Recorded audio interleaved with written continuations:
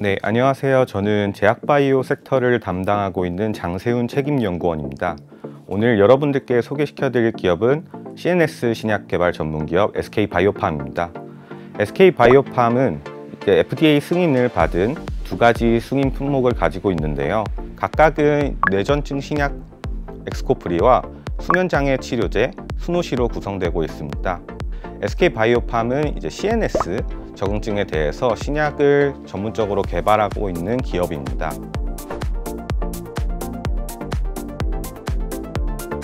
이제 SK바이오팜에 대한 매출 구성에 대해서 한번 알아보겠습니다.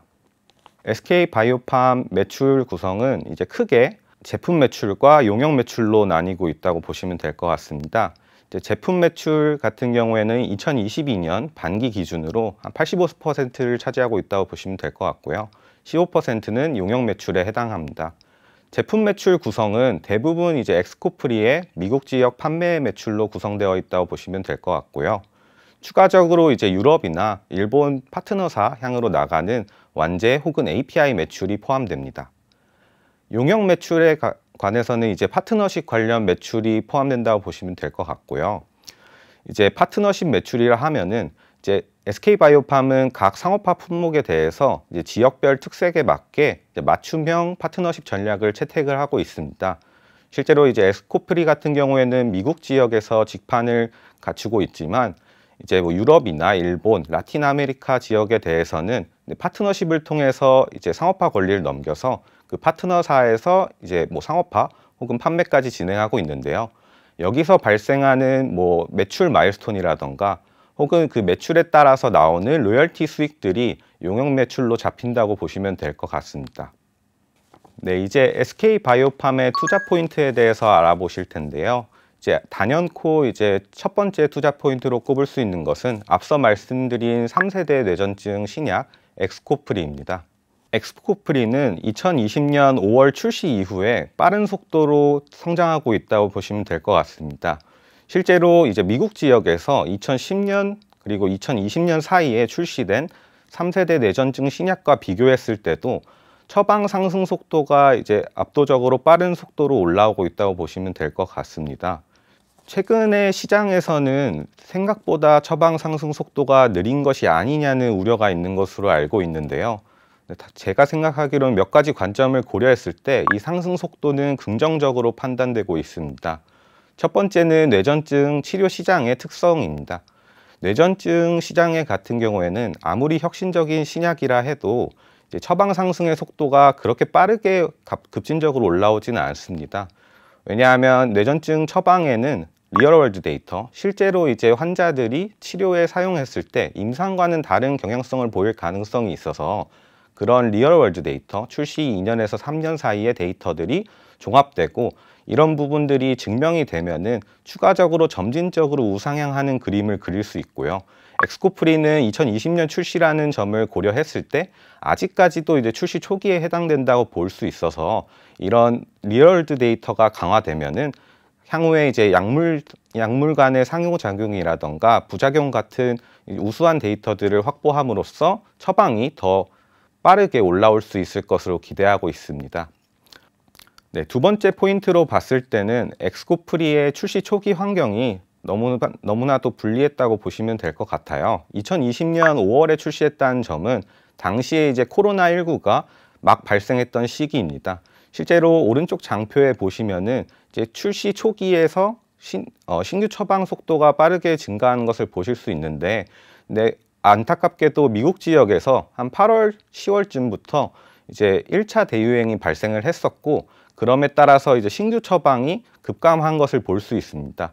아무래도 신약의 경우에는 출시 초기에 처방 상승이 올라오는 것이 굉장히 중요한데 이런 부분들이 안타깝게도 코로나 환경 때문에 꺾였다는 점, 그래서 영업에도 제한이 있었고요. 실제로 뇌전증 신약의 경우에는 새로 처방되는 것이기 때문에 약물 스위칭이 일어나려면 병원에 방문을 해야 되거든요. 그런 부분이 제한이 됐다는 점, 이런 부분들이 어떻게 보면 불리하게 작용을 했다고 보시면 될 것 같습니다. 그래서 이런 부분들은 점차 영업 정상화에 따라서 마케팅도 많이 올라올 수 있고요. 추가적으로 이런 부분을 통해서 처방 상승을 기대할 수 있다고 볼 수 있습니다. 그래서 이런 두 가지 관점을 통해서 봤을 때 현재의 엑스코프리 처방 속도 상승은 이제 긍정적으로 판단됩니다. 네, 현재 상승 속도는 우수하다고 판단이 되고요. 그렇다면은 엑스코프리의 최대 잠재력, 그러니까 시장에서 이제 기대할 수 있는 피크 세일즈는 어느 정도 되는지를 한번 알아보도록 하겠습니다. 일단 엑스코프리의 피크 세일즈는 제가 추정하기로는 이제 10억 달러 이상의 블록버스터 제품으로 성장할 수 있다고 판단이 되고 있습니다. 그것의 근거로 기인하는 점은 이제 임상 데이터에서 보여준 압도적인 효능과 우수한 안전성 데이터라고 보시면 될 것 같습니다. 실제로 이제 뇌전증 신약의 경우에는 효능을 비교할 때 환자가 이제 약물을 치료받고 일정 시간이 지난 후에 발작이 발생하는 빈도율이 얼마나 감소했는지를 판단을 하는데요. 이런 부분이 우수했다고 보시면 될 것 같습니다.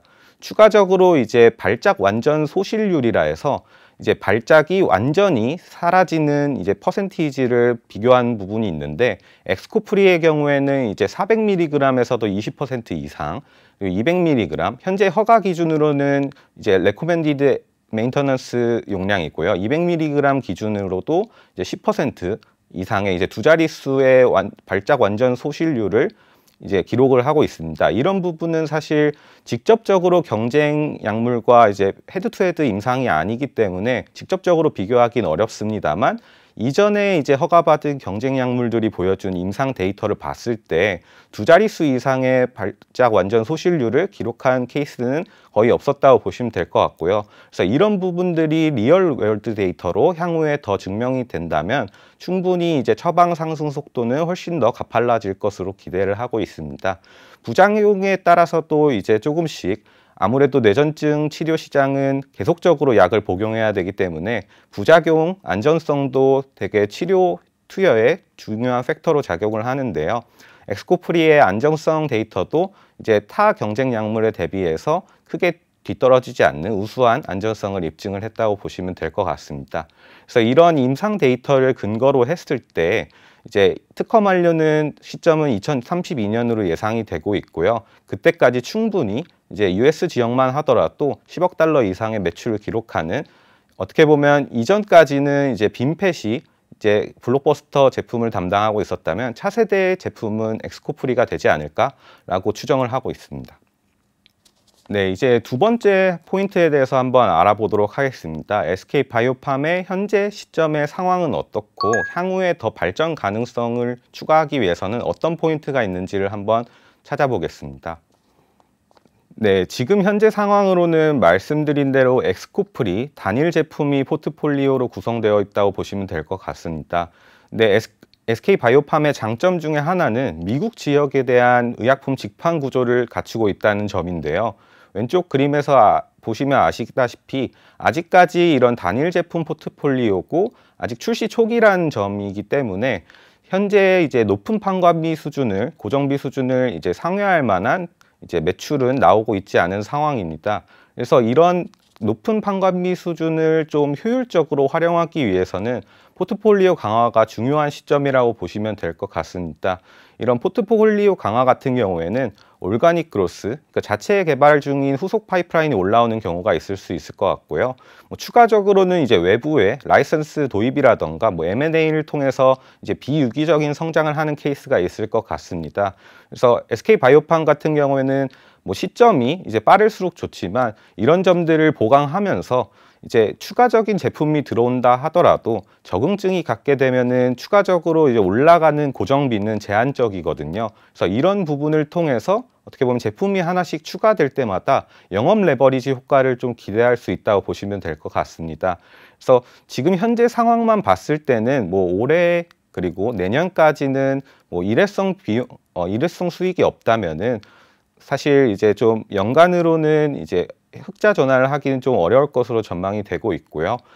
충분히 이제 2024년부터는 엑스코프리의 힘만으로도 이제 흑자 전환이 가능하지 않을까라고 생각을 하고 있습니다. 그 이후에 이제 추가적으로 애드업 되는 부분은 앞서 말씀드린 두 가지 포인트, 자체 개발 중인 파이프라인 혹은 이제 추가적으로 도입을 할 수 있는 파이프라인을 통해서 추가 성장을 도모할 수 있다고 보시면 될 것 같습니다.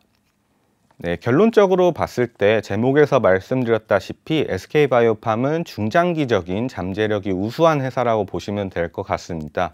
엑스코프리의 경우에도 추가적으로 적응증 확장을 지속하고 있다는 점도 긍정적으로 볼 수 있고요. 이제 후속 파이프라인인 카리스마메이트 같은 경우에는 희귀 소아 내전증을 대상으로 임상을 진행하고 있는데요.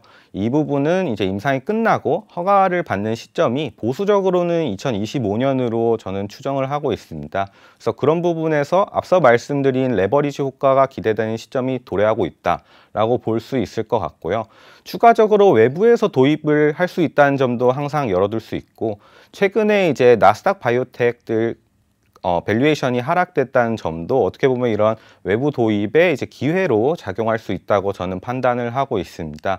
그 이외에도 이제 뭐 추가적인 이제 초기 단계 임상을 진행하고 있는 파이프라인도 다수 있다는 점, 그리고 추가적으로 이제 뇌전증, 그러니까 CNS 적응증뿐만이 아니라 이제 항암 영역으로도 도전을 하려고 하고 있습니다. 실제로 항암 치료제 신약으로 이제 임상 1, 2상 진행하고 있는 파이프라인도 있는 상황이고요. 그래서 이런 부분을 통해서 항암 적응증까지 향후에 이제 추가적으로 개발을 하게 된다면 밸류에이션 리레이팅도 충분히 가능하지 않을까라고 생각되고 있는 상황입니다.